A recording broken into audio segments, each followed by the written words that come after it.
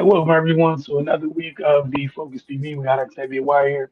Raymond Lyons, Wilson Turvey Jr. This is season 9, episode 19. NCAA tournament is not over. It's now over, so we'll get into that in just a bit. But as always, Ray, we get to start with your Wizards. What's going on over there?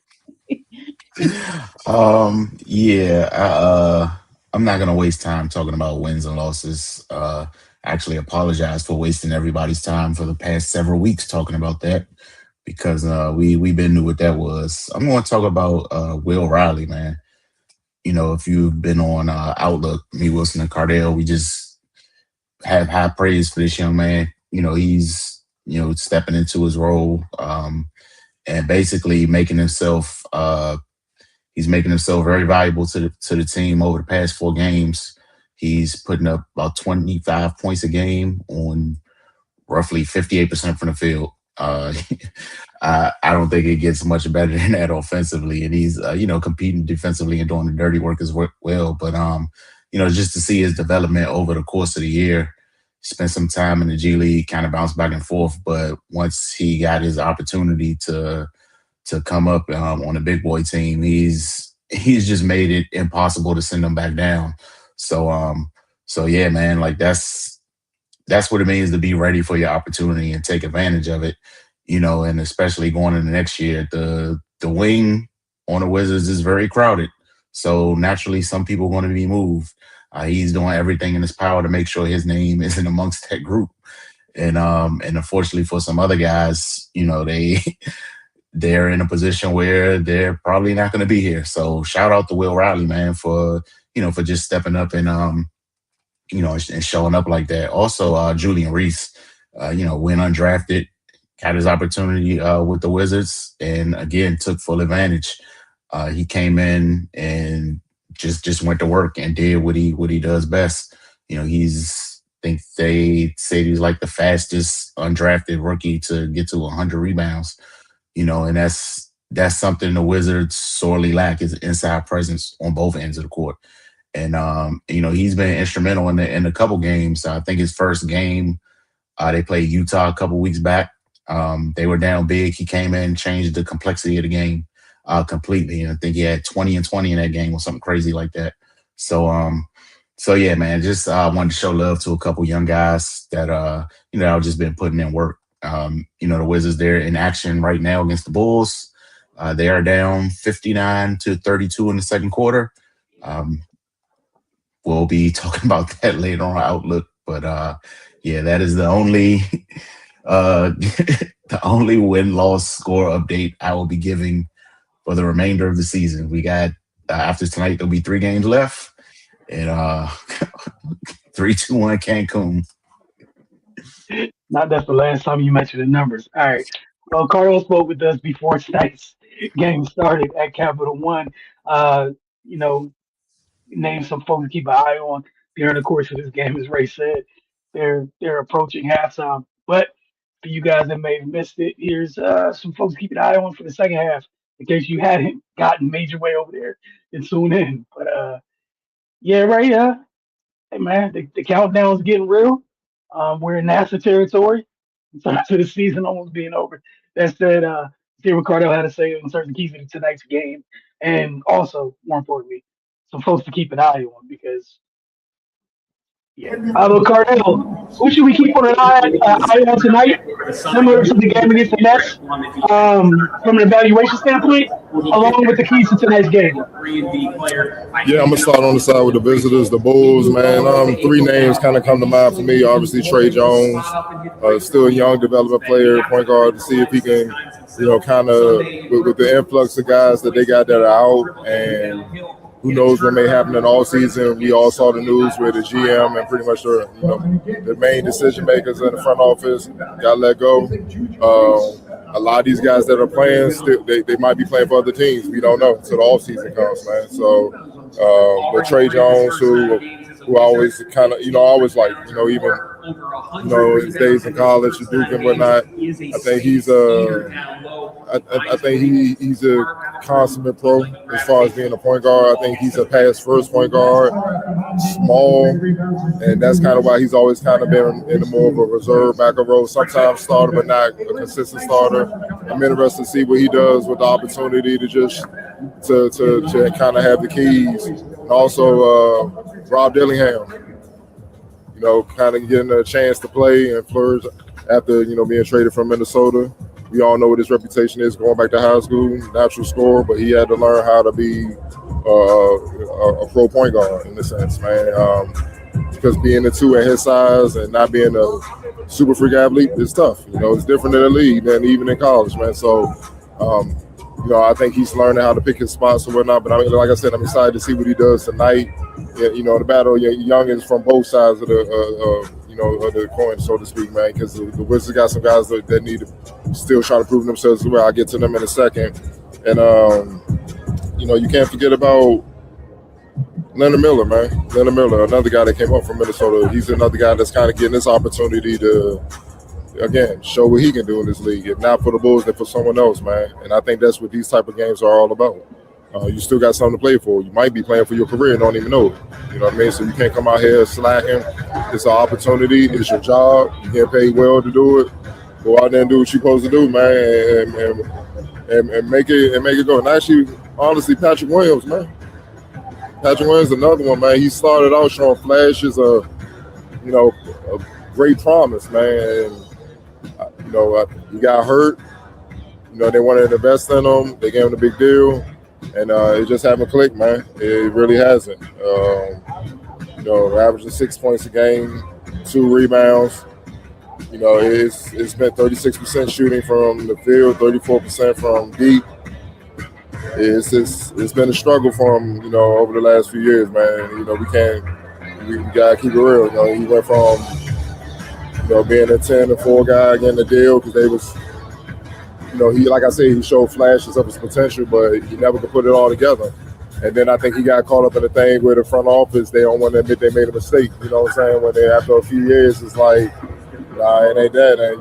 And it's crazy, man. Look, he drafted in 2020. You look up. Welcome in. Happy we get ready for the 26-27 season, man. It went that quick. And, 6 years, if it's 6 years in, you ain't figured it out. He's still fairly young at 24. You all know what the league does, man. They move on, man. So, he still got something to play. And obviously on the Wizards side, the young core that is going to play, like Bub and all the guys. And I love Bub. Shout out to Bub, man. Bub don't take games off. Man. He plays, man. And he plays with that same joy, like if he's a little kid, man. And I love that about him, man. He lives, eats, breathes something else basketball that I won't say on camera, man. I respect that a lot about him. Just seeing him grow. And obviously Will Riley, man, he's just been impressive. Hey, man, Started off slow. He had to get used to the NBA game. Went down to the G. And it's something about the G that if you belong up here, it motivates you. When you get back up here, you're not going back down. And he ain't went back down. And matter of fact, he like, not only am I not going back down, somebody minutes and spot in trouble next year. Now I know what to expect. I know how to work on the off season. I'm coming in here, and you can just tell he got that winner DNA in him, that spirit. Like, this ain't gonna happen next year, not on my watch. You know what I'm saying? So I'm coming in here ready to go, man. So yeah, man, just a battle of young guys that's looking to kind of improve themselves and solidify themselves as being NBA players, man. If not, they're going to have to go back down to the G. If not, I'm sure it's jobs overseas for guys with NBA resumes. Okay, right. Like you said, Will Riley's kind of the saving grace of silver linings here for what has been a rough year. Hell of a pick. And, as you said, we'll see folks tonight for Wizards Outlook. NCAA tournament's over, folks. So we're going to start on the women's side of things because, things happened over there this past weekend, and we're going to discuss some of those things. But before we get there, wanted to take some time to show some love to Mary Washington.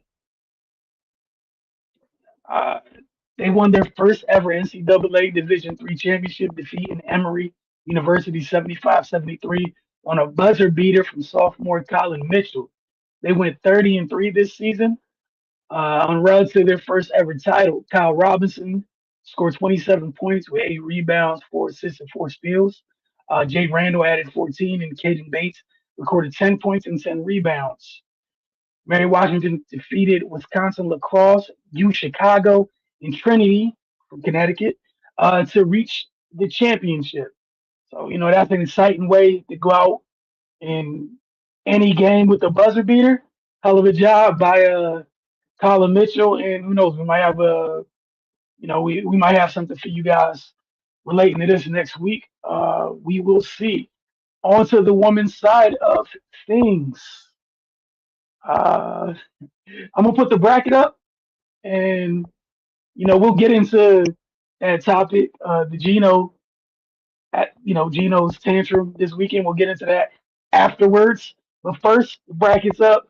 UCLA.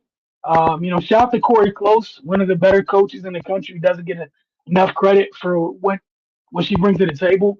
I'm happy to see UCLA get it done. That group's been together. Most of that group's been together for a little while there. Obviously, yes, when age of transfers, because some people are online complaining like, well, pushing, well, actually, nah, look, they got the job done. Big pieces of their team been there for a little while. But Octavian Ray, Octavian, start with you. Your thoughts on UCLA getting the job done against South Carolina, 79-51.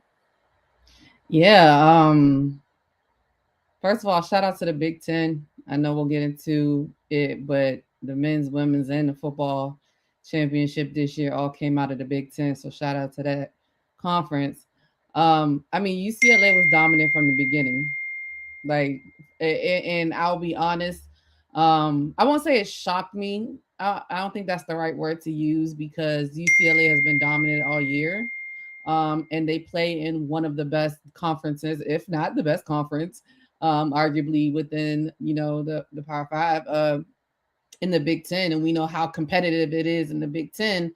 And I know a lot of people, of course, rightfully so, also talk about the SEC. But I think that once South Carolina got past UConn and the momentum that they were on, and how tough they played in that game, and how swarming their defense was and getting Connecticut out of their normal rhythm. I think a lot of people thought that that was going to carry over to UCLA in the UCLA game. But I think that this goes back to show that teams that are together for a while, that senior presence definitely comes in handy. Like you said, a lot of those players have been playing together for a long time. We know, they can talk about Lauren Betts transferring from Stanford or whatever, but she's been there for a good core of the time. We know Kiki Rice, Hawkes, Gabriela Hawkes. Those three core players are there in itself. They just played amazing. Lauren Betts, she doesn't back down anyway, but she didn't back down at all in this game, and even just seeing how Joyce Edwards dealt with Sarah Strong in the previous game. Like, I thought maybe she could give her, a little slight compo, but Lauren was out there eating them for breakfast, and it was honestly over pretty fast. They jumped on them defensively the way that South Carolina jumped on UConn defensively in the prior game. And it was just kind of over like from the beginning. Like, South Carolina, they literally, I don't know how many late shot clock attempts they had just because they weren't able to get the ball up. The defensive pressure from UCLA was just overwhelming. To me, it was like a clinic in the game. They were just up and down, up and down, up and down, and they were always in the right place. They made timely shots. They played hard. You could see them throwing their bodies on the floor, trying to get to the ball. They went out there, especially probably feeling like an underdog. I don't know the numbers and all of that stuff, but regardless of what that is, whatever the numbers would have said, I'm sure they probably felt like an underdog to a certain degree. Maybe not necessarily saying it out loud, because of course you want to always think you're going to win, but you assume that a lot of the world outside of LA was thinking South Carolina was going to be able to pull it out, just because they've been such a consummate in the championship game. But they just did everything. Like, they literally did everything in that game. But shout out to South Carolina. I think that they also had a great season. They're always there every year, and all they're going to do is reload. I think not trying to get too forward thinking into next year, but with UCLA, they had 6 seniors, so they're going to have 6 seniors going away, and they're going to have, some players that have to step up, and then of course whoever they sign, and the good old transfer portal opened today, and there's a real big name in the transfer portal that who knows what will happen with that one. But then South Carolina, I mean, they're getting Jersey Robinson, which is just I'm sick of them. Like I'm so sick of them. Like when I seen Jersey Robinson, I was like, oh god damn, like Jesus, like it doesn't stop. So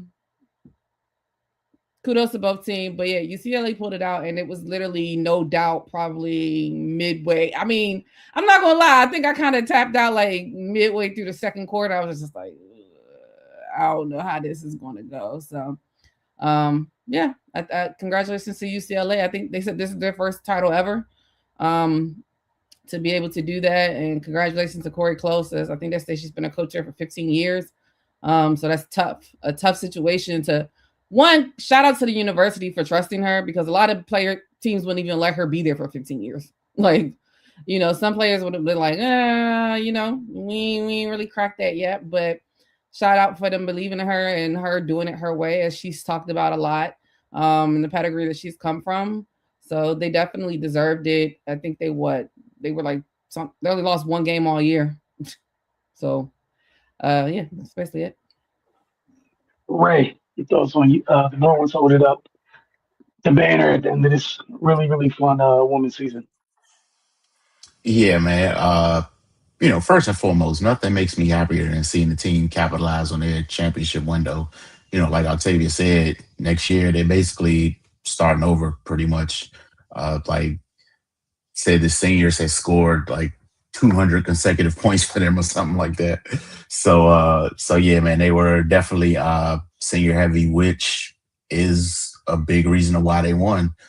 Experience matters, which they had. Size matters, which they had, and defense matters, which they had. So, here we are. It was just a dominant win, man. And South Carolina, they were just overwhelmed. They fared better against UConn because they were the more aggressive team, and they had the size, length, and athleticism to disrupt everything UConn tried to do. But UCLA, they had a dynamic point guard and and a force in the middle, and that allowed them versatility. And then Gabriela Jaquez, had an amazing game. So they just had everything working, man. They took full advantage. So yeah, shout out to them. And I can just imagine what they've been through over these last few years. And people have been talking crazy about Corey Close, but now she's a champion, so gotta find something else to talk about. So, but yeah, man, it was a great season for them, and yeah, just excited to see how they handle this moving forward. And you hit the nail on the head, Ray. Capitalize on your championship window. You had the luxury of having your big guns all be in school together for one more run. And if you're gonna have your folks in there for one more run, this is how you wanted to end. You wanted to end holding the trophy at the end of it. I think UCLA, for whatever reason, probably didn't get enough credit all year, and I want to give them credit for how they changed. I think like maybe the past 2 years it's kind of been, it's been bets or else. And every once in a while, maybe you get another person going. Where this year, for almost all year, it felt like they had the answers to some of those things people have done to them before, where they forced the others to beat them. This year, UCLA was just like, bet, all right, cool, go double it. Someone's getting all of this. And a lot of that has to do with coaching, too. Um, the way that teams, you literally couldn't defend them the same way you defended them last year. And that changed everything.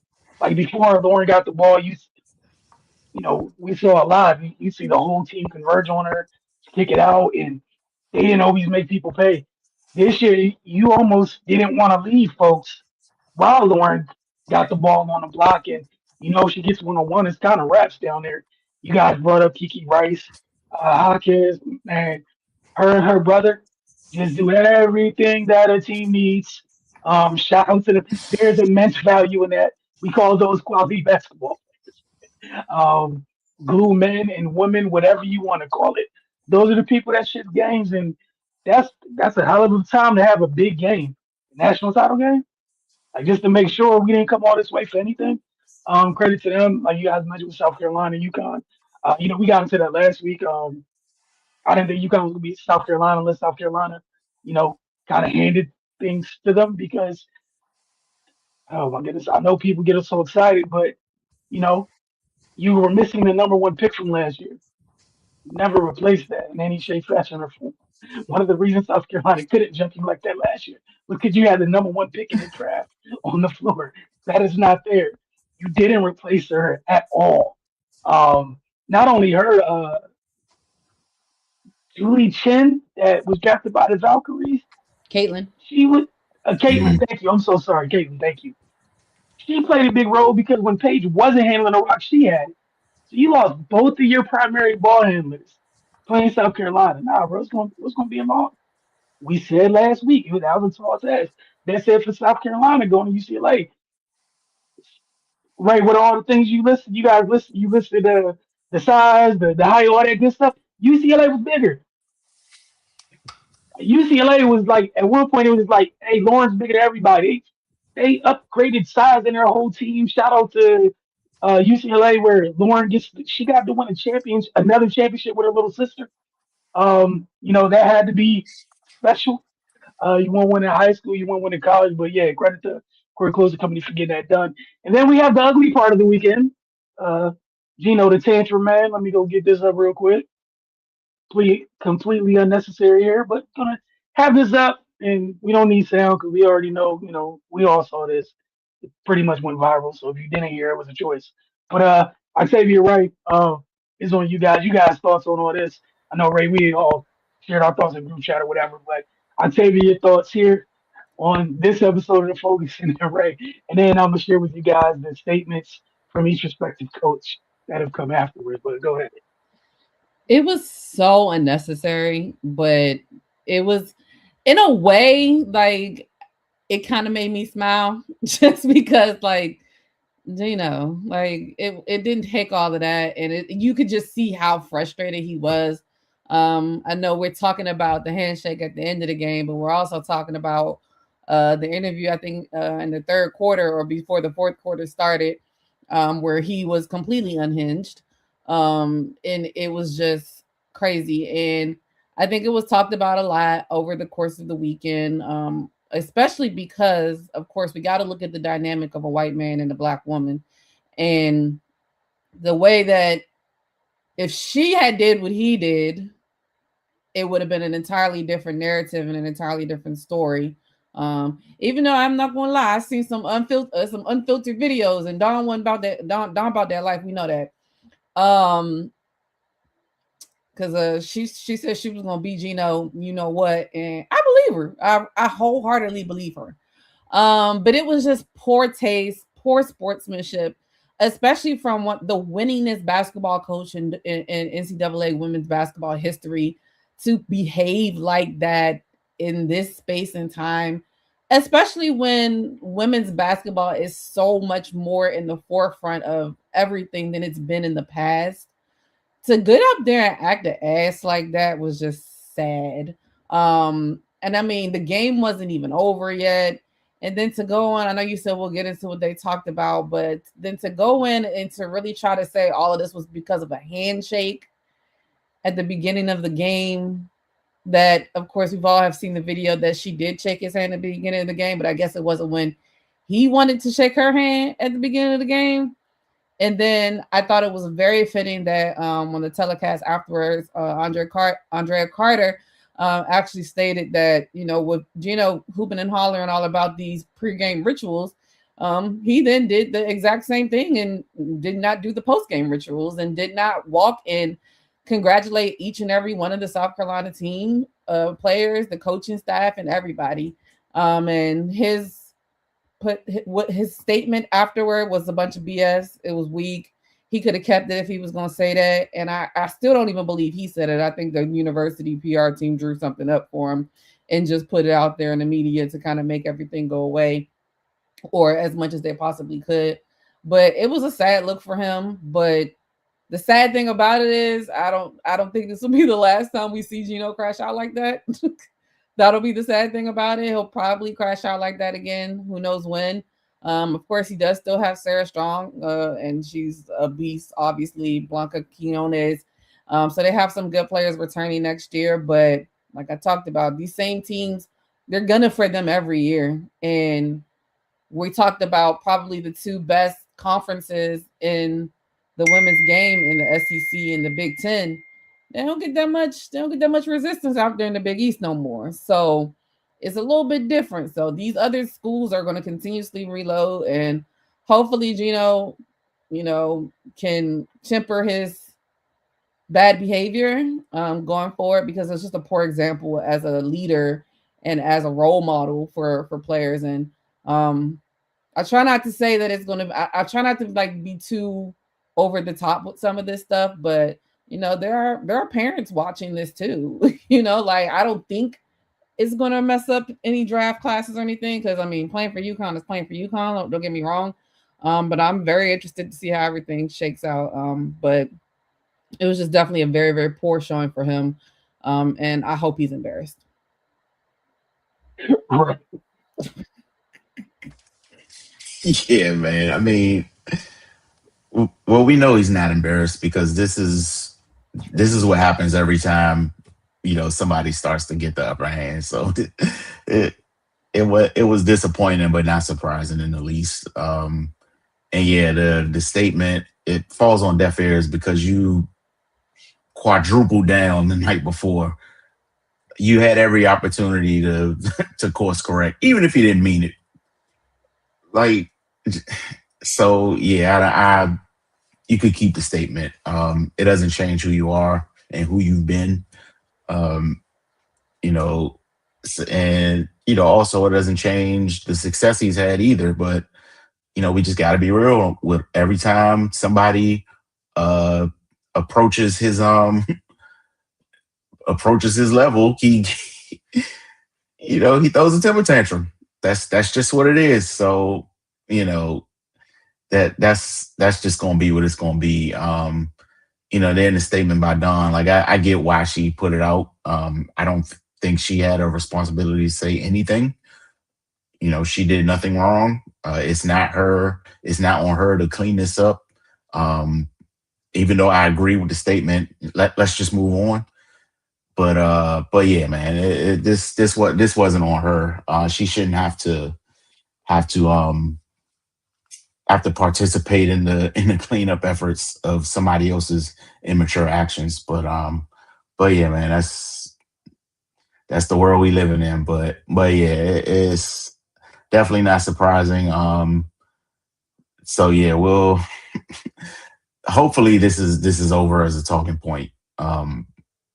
But again, with the world we're in, I'm sure somebody's going to continue to bring it up. But I mean, for me, it was definitely something to address, but it was a non-issue because we know this is what happens when Gino's in this situation. Um, Not saying he should be completely let off the hook, but somebody just needs to say it out loud and be honest. Every time somebody starts putting hands on him, he acts out like a kid. So nobody said that out loud with a large platform, and somebody needs to say it. Where's Pat Summit when you need her? Look, man, like And shout out Candace Parker. She was on. I think she was on All the Smoke, and she was like, "Yeah, I don't like him because Pat ain't like him." So 10 toes down. I feel you. I guess like that's the thing that's weird to me. Like Ray was one of the first things I said in group chat. Like he's doing a crash show every 10 to 15 years, and this is not like except like this is not condoning it. I'm just a realist. I've said all my life. Like he's a whiny, petulant child. When someone approaches his team's level, he crashes out. Like the thing that bothered me the most out of it was the first thing was that it was Dawn. Like, come on, bro. Like you chill out. Two, you. You 70 plus. Stop with the crashing out. Like it's unacceptable. Like stop. At some point, stop. But like you guys said, he is who he is. And then the third thing was people acting like this was some random, like this was some random character flaw, like this anomaly. Like no, man. Like this is right. We can go through history. Pat was running. He got into it with her because he couldn't do nothing with her until like there's a cycle. Someone's better than him. Bitches, moans, complains about it. He matches their level. Then the next part of it was he was on top. Here comes Muffet and Notre Dame. Like we just going blunt. Like no matter what's going on in life, it's on site. We're taking you down for just cause. Stewie lost 5 games in her entire collegiate career. Notre Dame were 3 of the 5 losses. Muffin and company was just like, hey, look, if there's ever one thing we gonna do, is beat y'all. Who forgot the pettiness on Twitter with Enrique when he lost Enrique as a commit? He lost out in the recruiting sweepstakes for Enrique because she chose Notre Dame, and then she ends up hitting the game winners or whatever. Like, oh, he been here. You got Muffet in the background dancing after beating them one time. Like, it's been like that's the part that's weird to me. We're in the information age. Y'all can Google this stuff. This ain't brand new, and this is why I say it because it's still happening. But yeah, Dom, we know beyond class because I don't even know how you get this out with a straight face. But this is what makes Dom special. And I think the other thing I was saying in the chat was I knew he would apologize. I just wanted the apology to be public. You And know say what I'm saying? Because that's what I wanted. Was I know like yeah he's a cantankerous old whiny piece of you know what when we get into this part of the cycle. This was completely every time it's been unnecessary. Like literally every time it's been unnecessary. And yeah, I'm happy to move on or whatever, but nah, this is just sad. And I tell you, I can promise you from the bottom of my heart, that man is not embarrassed because the other thing that this did do because it's happened every other time this has happened. No one talks about what his team didn't do during those games. We talk about his antics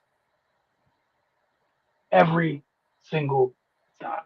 All right, we are going to move on to the men's Final Four, where again, I tell you, like you said, the Big Ten out here just running stuff. Michigan completes their big season.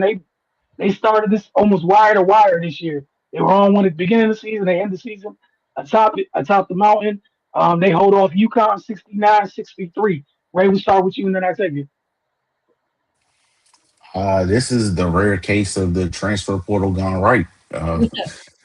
Like it's like none of their starters began their collegiate career in Michigan, but they hit the portal, got kids that that they thought could help them accomplish their goal, and they achieved it. So definitely shout out to them, man. But like you said, they were basically wire to wire dominant the entire season, and to go for Dusty Mays to go toe to toe with a coach like Dan Hurley, like you got to tip your hat to him, man. Um, but yeah, that was it was a slugfest. Two pretty evenly matched teams. Just came down to execution and toughness, and Michigan had the edge. I tell you, your thoughts on Michigan? Yeah, like you said, so it's like there's an old saying that goes, there's more than one way to skin a cat. So UCLA, they went through keeping their core players together for the entire time, getting extra seasons out of them, building it up to be able to have it where they got 6 seniors and able to win. Michigan did it a different way where they were able, like Grace said, to go into the portal, but find players that fit their style. Like, I feel like every one of their players just fit together. Shout out to Yaxel Lindenberg for playing through the injuries that we beg NBA stars to play through. I mean, my man is out here with a pulled meniscus and ankle, and he's out there barely moving, but he's still out there knowing he needs to be there for their team.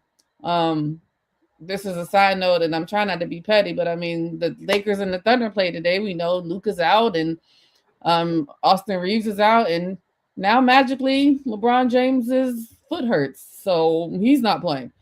I mean, like these are the type of players that we want to see. So definitely, congratulations to them. And it wasn't even a pretty game, like for them and their standards. I think this was the first game that they were held below 90 points in the tournament, but they were still able to gut it out. They were playing good defense too. They were on the boards too. They were everywhere. But it was really a great game. And as talented as UConn is, and as talented of a coach as Dan Hurley is, you always felt like you never know.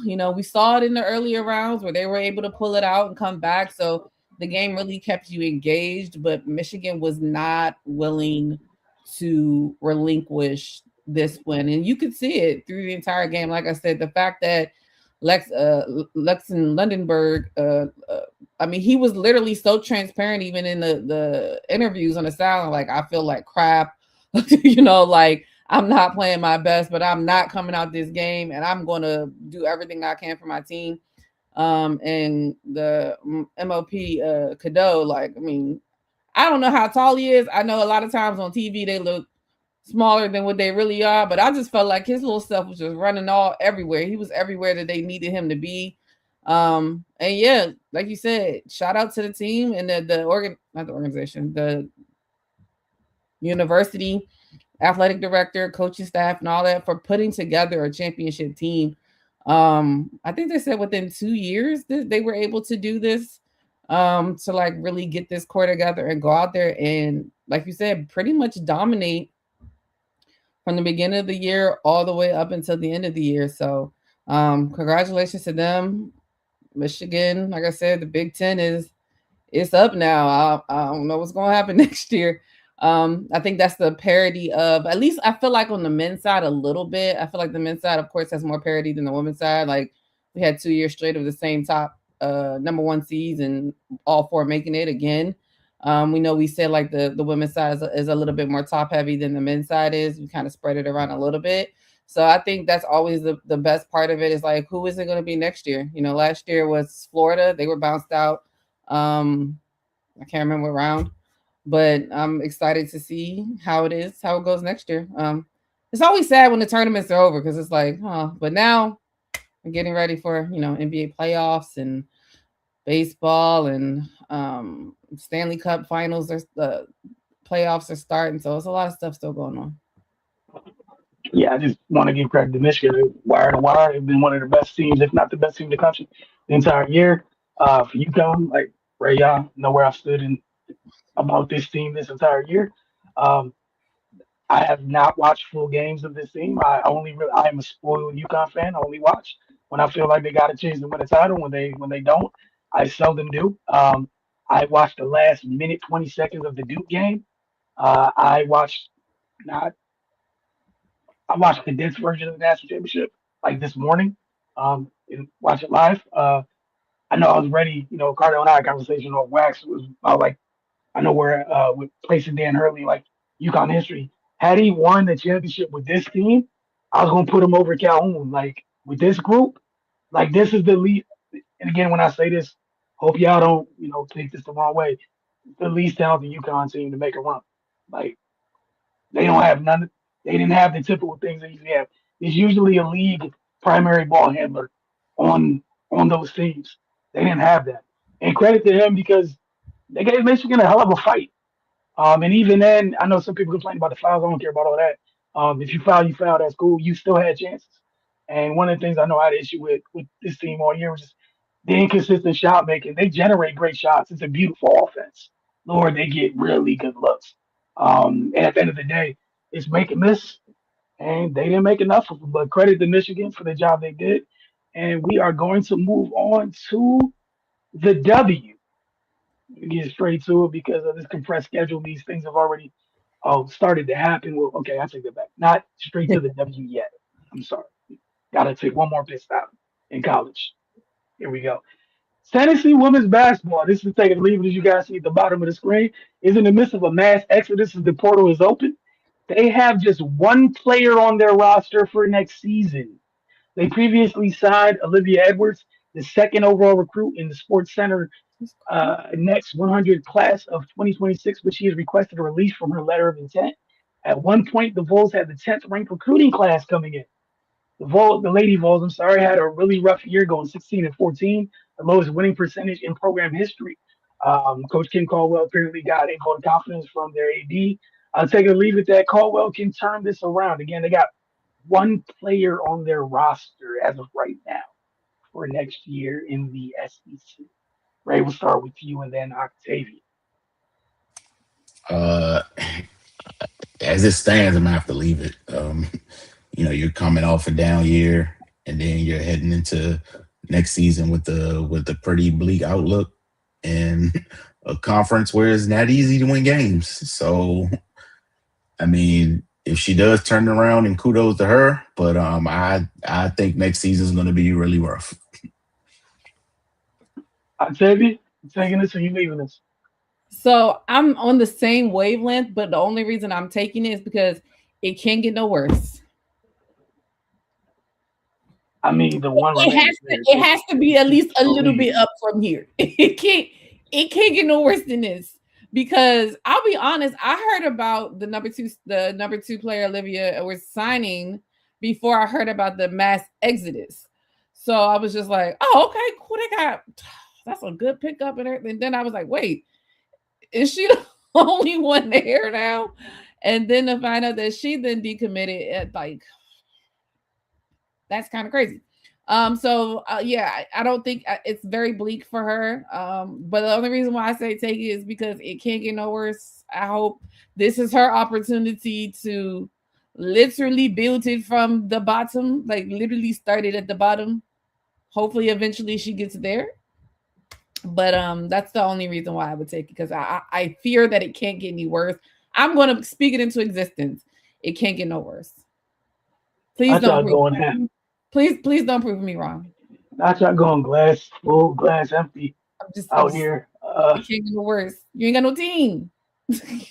I mean, it can always get worse. It can always get worse. No. All right. The Chicago Sky traded two-time WNBA All-Star Angel Reese to the Atlanta Dream for first-round draft picks in 2027 and 2028. It was announced on Monday. The Dream also will receive 2028 second-round swap rights with the Sky. Take it or leave it that the Sky have any ideas of what they're doing. All right, that's a little too much, but take it or leave it that this was the right decision for the Sky. I'd say. I like what you said at first. Do they have any idea of what they're doing? I don't think they do. I don't know what's going on. I think that this is probably great for Angel. She gonna go crazy in Atlanta. Not even just on the court, but as a brand, please. She got to go wild. But I don't know. I don't think anybody has really known what Chicago has been doing ever since they let go of Teresa Witherspoon. It was kind of like head scratching at that point. But I feel like we all kind of had feelings that Angel didn't want to be there. So it doesn't surprise me that she's gone. I honestly didn't think that she would be there. It was kind of weird that they also traded, I think they traded picks as well to protect everybody else on the team from the expansion draft, which also kind of threw me off. So I don't 100% know what they're doing. I don't know. I don't think they know. Do I think it's good for them? Probably not. I think it's probably going to be good for Angel. And now you guys know I'm not good with like picks and what means what, but I did read something. One of my friends actually that I went to college with in journalism, he works in it as well, and saying that the Chicago Sky sucking this year basically is going to be good for the Mystics because we got their pick from the Ariel Atkins trade. So it works well for other people. We appreciate that. Especially in the draft where Juju might be in. So hopefully that works out for us. But I don't know what Chicago's doing. I'm on the same wavelength as I'm hoping it can't get any worse for their sake. I hope that does become your theme of the night. But right, take it or leave it with this one in terms of what Chicago did, and if it was the right decision. I mean, it was the right decision because they didn't have a choice. there there obviously was tension last year, with Angel in the franchise. So I mean, your your best player and most popular player kind of is having issues, then you got to move her. But yeah, they don't have any idea what they're doing. This is a dumpster fire. Um, it's going to get worse. They're going to have a terrible season, and they're not going to keep their pick. So yeah, I don't know when this is going to get better for them. Um, so yeah, that's basically where I'm at with it. They are, they court Ariel, and they're now building around 38-year-old Courtney Vandersloot. So good luck with that. But yeah, this is this is a result of dominoes that started falling when James Wade abruptly left, and now we're here. So yeah, man, life comes at you fast. Went from champs in 2021 to Irrelevant. being at the bottom of the barrel with no tools to rebuild in the near future. So yeah, man, enjoy the projects. Question, because I forgot about Courtney Vandersloot. Isn't she still coming off the ACL injury? Okay? So a 38-year Mhm. old with an ACL injury. Okay, cool. Just checking. Yes, ma'am. Yes, indeed. That this is a part of the equation here, and yeah, I'm just not gonna comment, man. There's the wise words of Owen Reese. Bad teams do bad things, man. And I'm gonna leave that there and keep it moving. Asia Wilson said she's not leaving Vegas with Aces. Be able to keep their big three from last season with Chelsea Gray and Jackie Young, or so take it or leave it. The big three stays the same, or is it going, include a new member or two? Octavia, I hope it stays the same. I guess just take it or leave it, man. Are you trying to hedge? um I'm gonna take it because I want it to happen anyway. I'm gonna take it. Asia can do what Asia want to do. Asia want to stay. Asia gonna stay. Asia want to leave. Asia can leave. Like you said with the other two, Jackie and Chelsea, I think that they want to stay as well, and I think that they will do what's necessary to stay. I think with the changes in the CBA, they're still going to be better off than what they probably were previous years anyway. And why not? Why would you not want to stay there? In my opinion. Now again, as I say, I'm not the contract guru and picks and free agency stuff. So I don't know financially if they could make it work 100%, but um I would assume that that's something that they would want to do. I'm sure as happy as I'm sure she is that she is kind of in charge of her own team now. I'm sure Kelsey Plum wishes there was a way that she was still kind of still in the mix a little bit back there in Vegas as well. So I'm gonna take it that they get it done because they want to get it done. All right.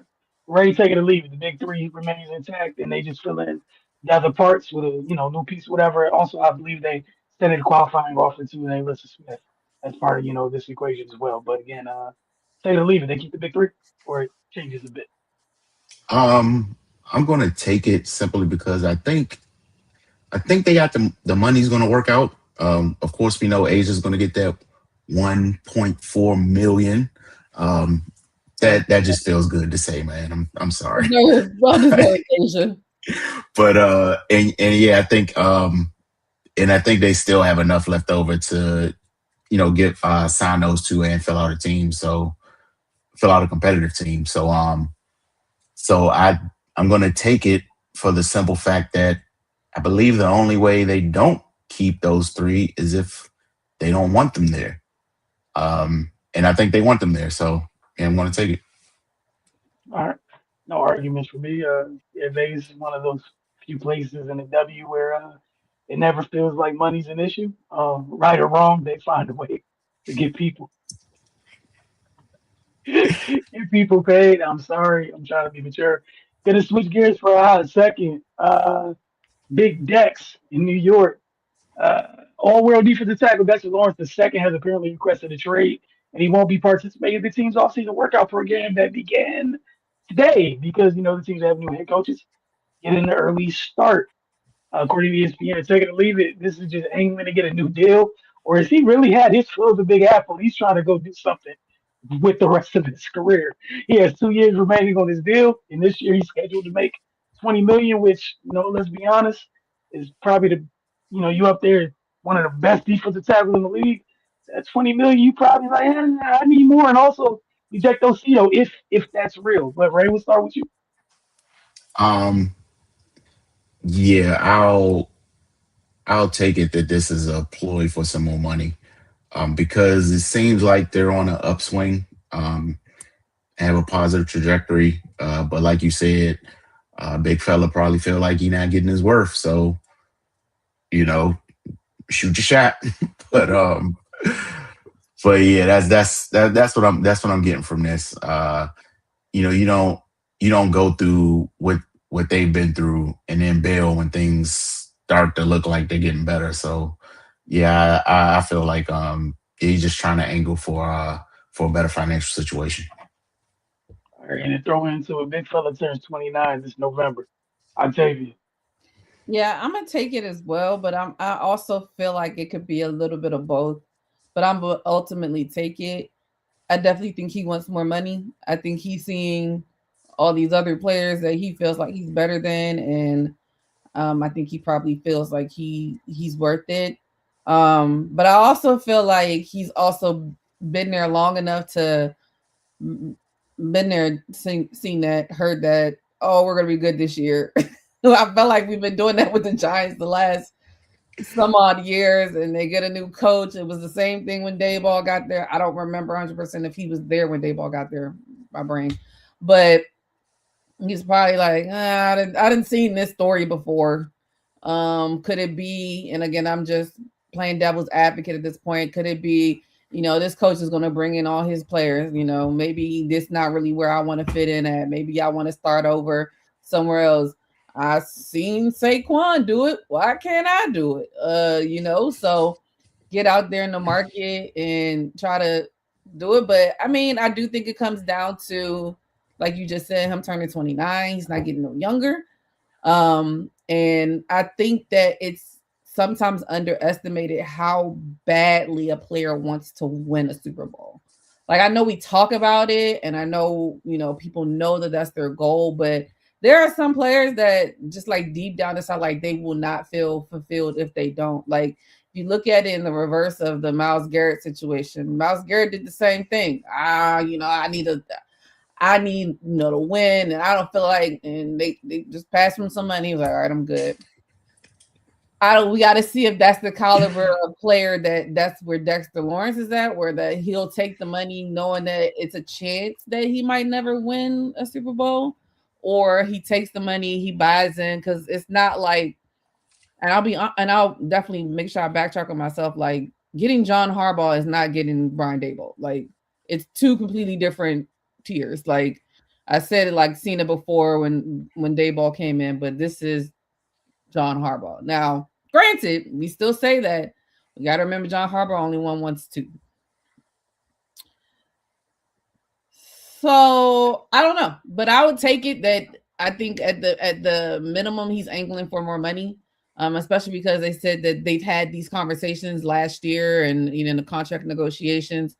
But I'd be interested to. I don't even know if I want to say that because the media cycle and the anonymous people are running rampant lately.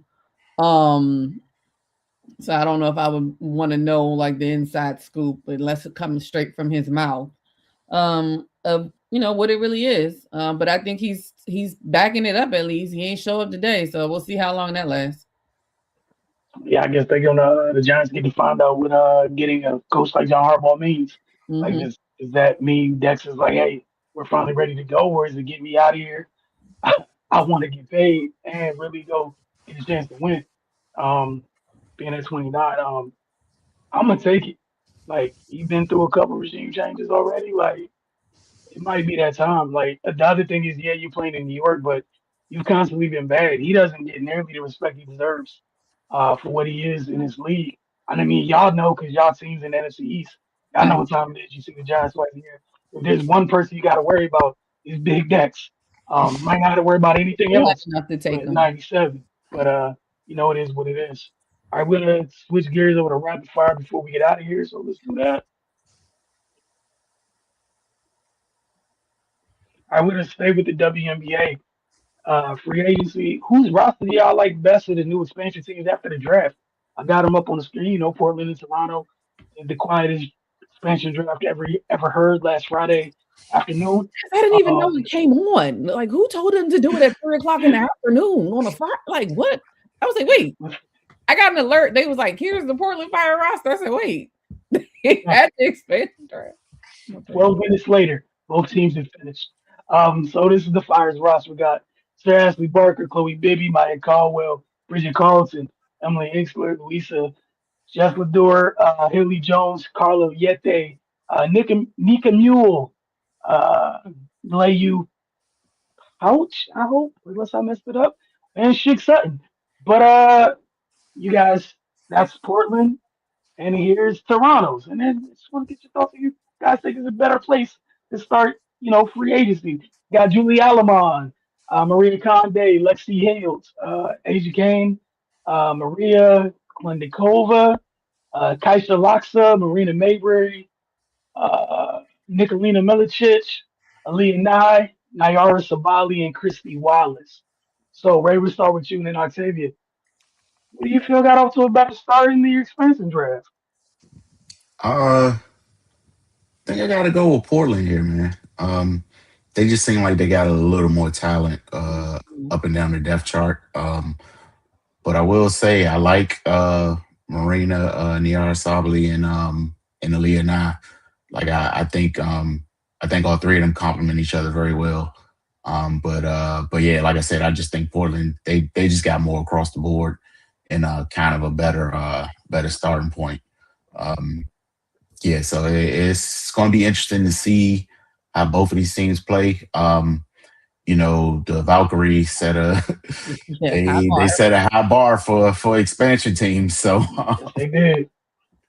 so yeah, I know both of these teams are going to try to come out the gate running, but yeah, man, we'll see. But like I said, yeah, Portland they probably got more talent, and maybe a little bit more experience.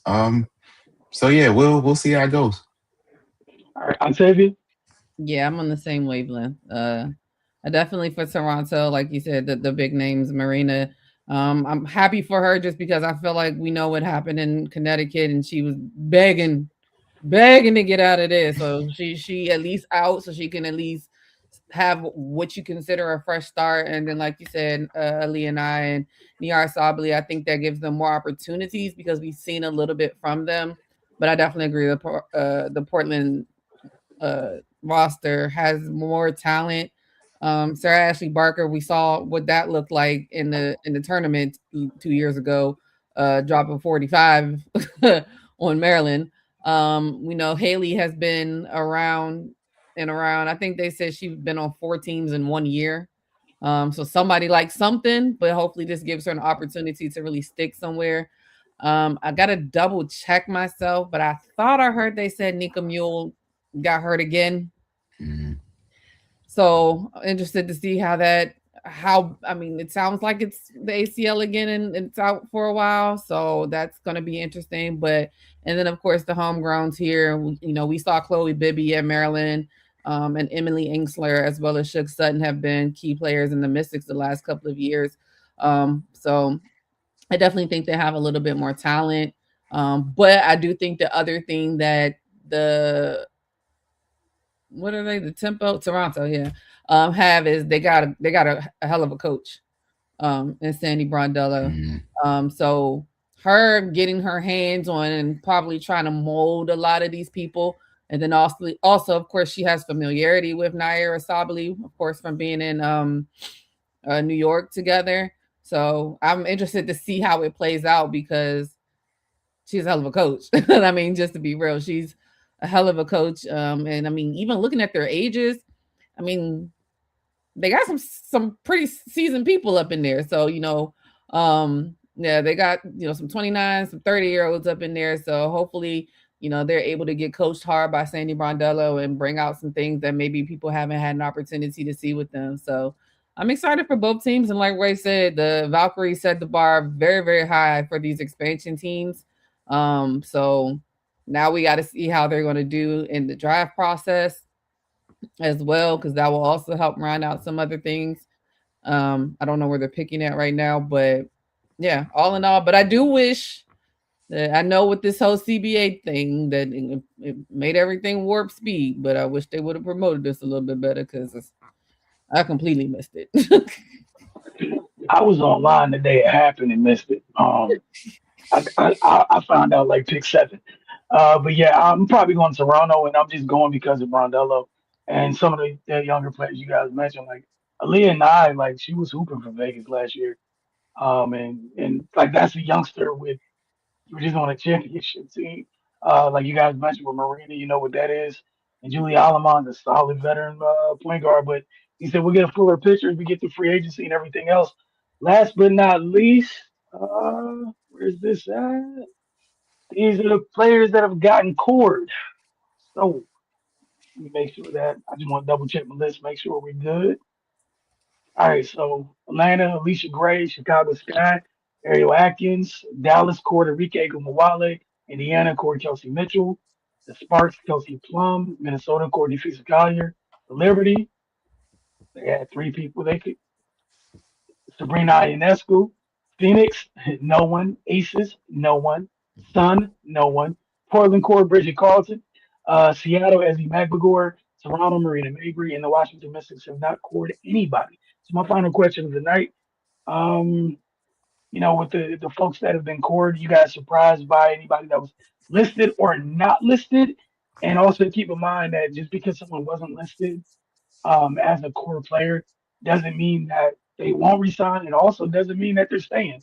That goes both ways now because that designation's changed a little bit. So like you got some places like New York, we heard Stewie and John Quill said they're coming back, but obviously until like inks the paper, you got to wait to see how that works out. You got to see like Phoenix where they didn't core anybody. They got some heat in free agency, depending on like what's there and what doesn't. Like Leia Copper's out there, Lee Melissa out there. Like it's gonna be interesting. But you guys' thoughts on who was scored and who might be absent from the list? Ray, then Octavian, and then we'll close out.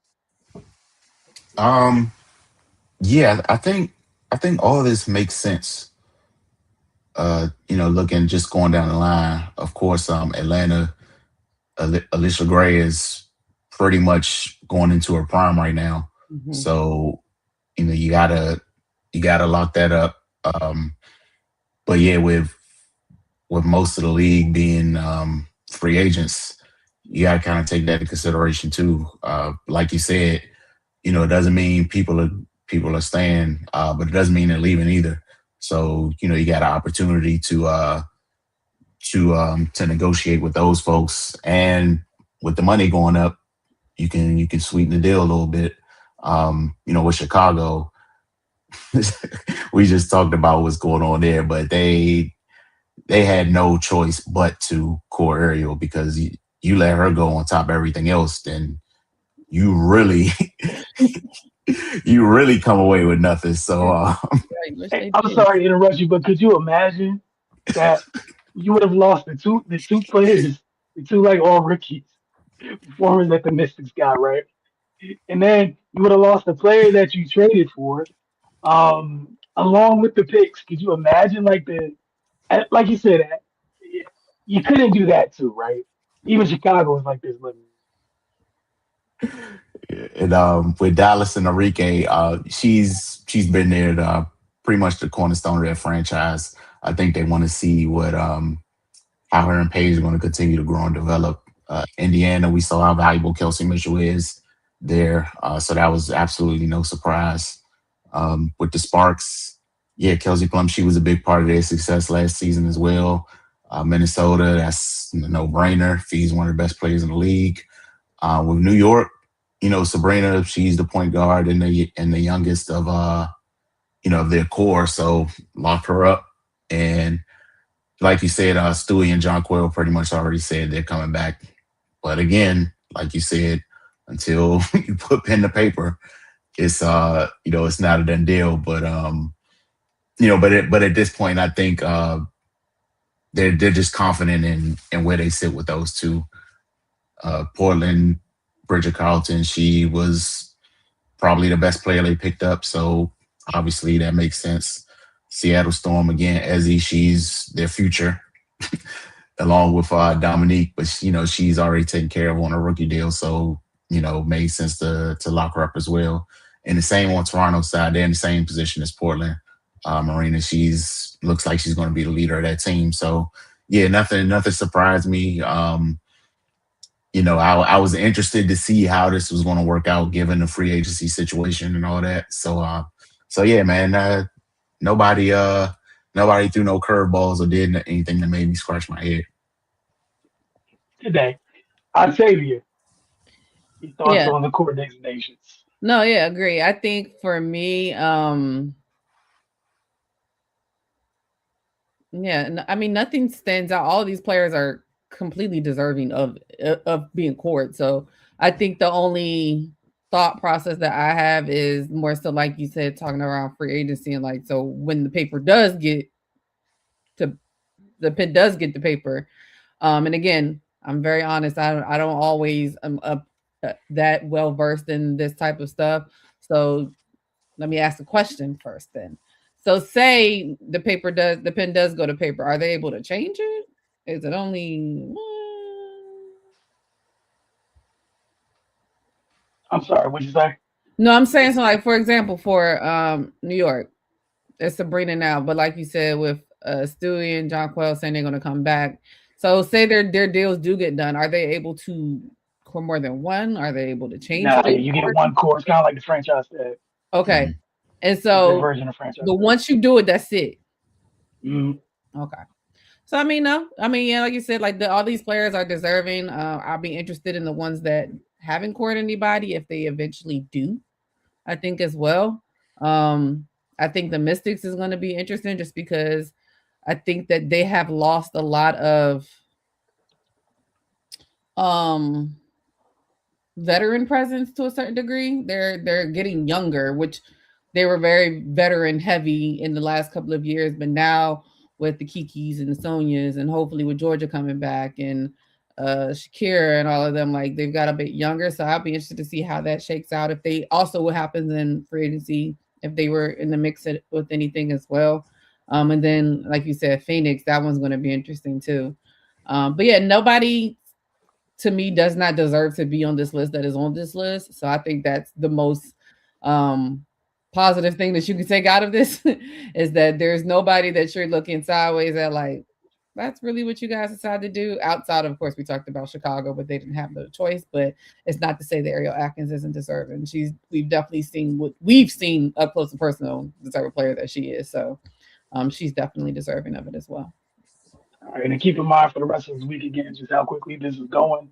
April 8th through 10th starts, it opens the negotiation period, and April 11th is when the signing period officially begins. 2 days after that is the 2026 WNBA draft. Everything happens in like this week. Like that's crazy. Like that's tomorrow, Sunday, Mhm. Tuesday.